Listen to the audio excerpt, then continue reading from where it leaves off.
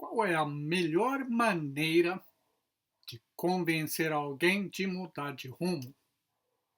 Talvez seja o apelo do amor.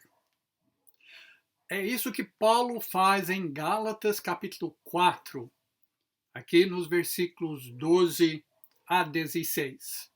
Vamos continuar a nossa leitura dessa carta num dos momentos mais intensos, mais emocionais nessa carta do apóstolo Paulo aos cristãos na região da Galácia. Vamos ver aqui 5 pontos, rapidamente, que Paulo menciona para evitar que os gálatas caiam da graça e percam a sua fé. Vamos ler aqui em partes. O primeiro ponto aqui que o apóstolo Paulo quer fazer é o poder do exemplo, número 1. Ele diz no versículo 12: Eu lhes suplico, irmãos, que se tornem como eu, pois eu me tornei como vocês. Paulo está dizendo aqui que ele deixou de ser aquele judeu com todas as suas qualidades para ser salvo pela graça de Jesus Cristo. E ele está fazendo apelo para os gálatas para ser como ele, para não tentar provar a bondade própria pelas suas obras de mérito. Ele pode falar de toda a sua história. E os gálatas sabiam que Paulo era um homem que tinha abandonado o seu passado, abandonado o mérito próprio para depender unicamente da graça do Senhor Jesus Cristo. Número 2, Paulo faz aqui uma afirmação que não é nada pessoal. Número 2, ele diz: em nada vocês me ofenderam. Algumas pessoas tomam a coisa sempre para o lado pessoal. Você pode falar alguma coisa e eles reagem assim, porque você não gosta mais de mim. Paulo diz: vocês não me ofenderam, vocês não fizeram nada que me ofendesse. Eu estou fazendo este apelo baseado unicamente na sua rejeição da graça de Deus. Ele faz esse apelo tentando distinguir entre a questão pessoal e a questão da verdade do Evangelho. Número 3, Paulo fala sobre o bem do mal. Como é que é isso? Olha só o que ele vai dizer agora no versículo 14, versículo 13. Como sabem, foi por causa de uma doença que lhes preguei o Evangelho pela primeira vez. Embora a minha doença lhes tenha sido uma provação, vocês não me trataram com desprezo ou desdém. Ao contrário, receberam-me como se eu fosse um anjo de Deus, como o próprio Jesus Cristo. Já pensou? Deus é tão poderoso que ele usa as coisas ruins que acontecem na nossa vida para produzir o bem. Talvez Paulo não teria chegado na região da Galácia não fosse a sua doença. Muita gente quer especular sobre o tipo de doença que ele tinha. Não importa. O que importa é que quando ele tinha isso na sua vida, Deus o levou para pregar o evangelho e salvar mais pessoas. Isso pode acontecer conosco hoje em dia também. É por isso que essa pregação que se tem na praça por aí a respeito de Deus que vai resolver todos os seus problemas de saúde e seus problemas financeiros e seus problemas de relacionamento é tão perigoso.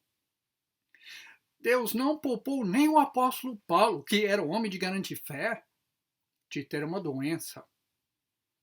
Então, é errada a pregação que diz: você não foi curado por falta de fé. Isso não é coisa bíblica. Pode acontecer coisas ruins na nossa vida também, mas Deus pode produzir grandes coisas para o bem do reino. Então, é o bem do mal que está acontecendo aqui. Número 4, o apóstolo Paulo agora vai falar sobre a mudança de ânimo da parte dos Gálatas, aqui no versículo 15. Ele pergunta: o que aconteceu com a alegria de vocês daquela primeira época até agora? Ele continua falando: tenho certeza que, se fosse possível, vocês teriam arrancado os próprios olhos para dá-los a mim. Ele tinha uma grande alegria por ter Paulo no seu meio, por ter recebido a verdade do Evangelho naquela primeira vez. Mas agora as coisas mudaram. Por quê? Porque tinham entrado no seu meio falsos mestres que mudaram eles, que levaram eles a ficar contra o apóstolo Paulo, de certa forma. Então, isso leva o apóstolo Paulo a perguntar aqui, número 5, no final, sobre o risco de falar a verdade. Paulo diz assim: tornei-me inimigo de vocês por lhes dizer a verdade.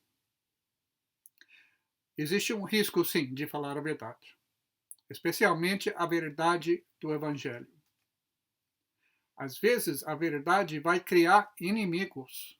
Jesus disse que dentro de uma própria família, as pessoas iam ficar contra a pessoa que segue Jesus.